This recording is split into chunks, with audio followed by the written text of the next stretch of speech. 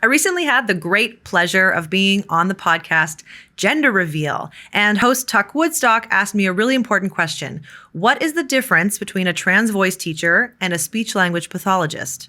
Here's what I had to say.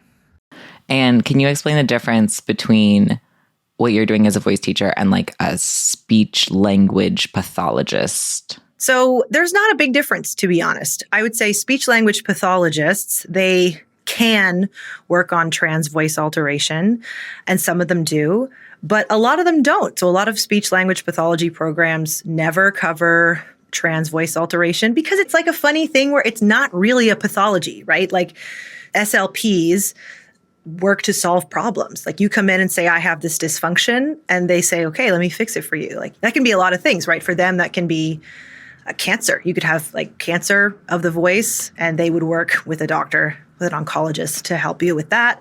Or you might have a speech impediment, or you might have difficulty using different structures, or swallowing or breastfeeding. Those all fall under the purview of SLPs. I only think all day long about trans voice alteration.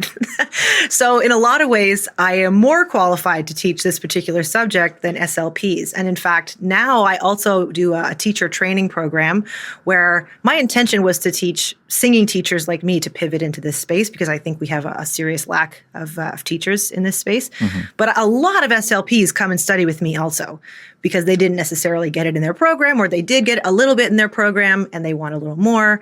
And now I actually work with the SLP program in Montreal at one of the universities here to teach them about this subject. So there's a lot of crossover in what we do, but I am not a pathologist. So I don't approach the work as if you have a problem to be solved.